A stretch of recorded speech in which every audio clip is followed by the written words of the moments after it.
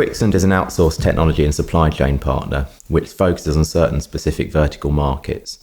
We supply the manufacturers of electronic equipment with outsourced technology solutions which enables their businesses to focus on what matters most for their commercial success. We operate across two divisions, the gaming division, which services the casino gaming and slot machine market with a bespoke computer platform product which enables them to focus more on game design, and the Densitron division, which focuses on industrial displays and enables those companies in the electronic equipment manufacturing business to have innovative HMI, human machine interface display solutions to power their products. We have a proven ability to identify and focus on specific markets and develop product which services those markets' needs, which was born out of the gaming market where we started. And through Densitron, we have a route to identify new markets such as the broadcast industry, where we are now focusing to bring bespoke, high-value product to those markets and help the manufacturers to become more innovative. I'm delighted to report that we had double-digit growth in both revenue and profits in 2021, which was a strong period of trading after some of the challenges of 2020 due to the pandemic. In particular, in 2020, the gaming sector suffered from the challenges of the pandemic and COVID-related closures of casinos, and that impacted our customers' demand for our products. Densitron had a much more resilient trading period through 2020 due to the diversity of its business. The strategic positioning of the group overall is very strong. We have a strong balance sheet and remain net cash positive, which is a good position to go forward for future growth. It's a challenging time in technology markets right now, and supply chains are disrupted to a point that nobody's seen in recent history. The electronic components market is seeing extended lead times, is seeing parts going end of life, and that's having a heavy impact on many global electronics manufacturers. We took very decisive action at the beginning of last year to allocate parts of our balance sheet, which was enabled by the strength entering the period, such that we could buy components, and that has buffered customers from the worst effects of the component shortages and also from the inflationary pressures that are coming through in the input stocks. We've continued to monitor that through the year. We've also worked very closely with customers on redesigning their products around alternative components well in advance of the components being unavailable. And that's meant that we've been able to mitigate against the worst effects through 2021 and therefore continue to trade resiliently. We do expect to see these supply chain pressures continuing through 2022, but we've demonstrated an ability to manage them through 21, and therefore we continue to be optimistic about trading through this year.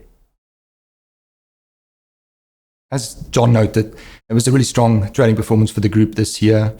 Revenue was $87 million, up 37% from 2020, driven by strong demand for the group's products. What was particularly pleasing was the demand gathered momentum throughout the year. In the second half of 2021, we recognized revenue of $50 million, which was the strongest second half performance since the second half of 2018. What was also good to see was that the demand was broad-based across both of our divisions. The recovery in gaming continued to gather momentum as revenues for gaming was up 56% to $47 million. Not only did we see increased demand from our existing customers, but we also benefited from new business wins as we entered new markets and released new products. Densitron also delivered a strong performance with revenues up 19% to $40 million. This is the strongest revenue performance since acquisition.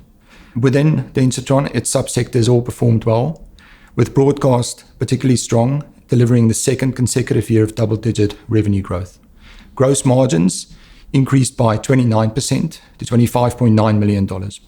As John noted, supply chains remained a challenge throughout 2021. This was the principal driver for our lower gross margin percentage of 30% compared to 2020. Structurally, there's been no change to our sales margin, and we see no reason why gross margins won't return to pre-pandemic levels once supply chains normalize. The group delivered adjusted profit before tax of $5.4 million in 2021, more than 3 times the level of 2020. We benefit from operational leverage as we increase our revenues and are therefore able to increase our profit margins. The high profits also meant that we were able to increase our adjusted diluted earnings per share to 5.9 cents, significantly ahead of 2020. Cash remains an area of focus for the group. And whilst we invested in working capital to meet customer demand, specifically strategic stock purchases to secure critical components, we were able to generate operating cash flows of 4.4 million, 10% ahead of 2020. The group also continues to have a healthy balance sheet and a net cash position with very little debt. As at the end of 2021, the group had net cash of 17.6 million, 200,000 ahead of the same period in 2020. Demand has returned strongly in our end markets, particularly in gaming, where we saw the declines due to the pandemic. We've seen a strong recovery in demand, which has led to both existing customers ordering more from us and also new business wins as well, contributing to revenue. We've seen order intake that has been ahead of revenue and of prior year, and that gives us good visibility of revenues in 2022 and confidence in future growth as well. The business is really well positioned operationally and strategically as well. We have got good inventory levels, which means that we have the ability to manage through this crisis and buffer customers from the worst effects of it. On the supply chain side, we also have a well-resourced team that is experienced in handling these issues and have made some significant operational enhancements through the business. For example, in Densitron, where we've moved to a global procurement model, which enables us to handle these problems as well around stocks. So we've launched lots of new products through this period. In gaming, we've launched our cabinet product range, and that enables customers in the gaming market to outsource more of their hardware to us and focus more on the also critical gaming software.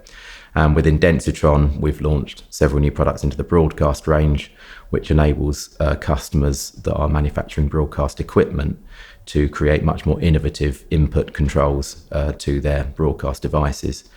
So in both these areas, we see good product momentum, which will lead to revenue growth. Going forward, we remain strong from a financial stability side. We have a strong balance sheet, a net cash position, and are confident, therefore, that the business has a great platform to build going forward into future growth.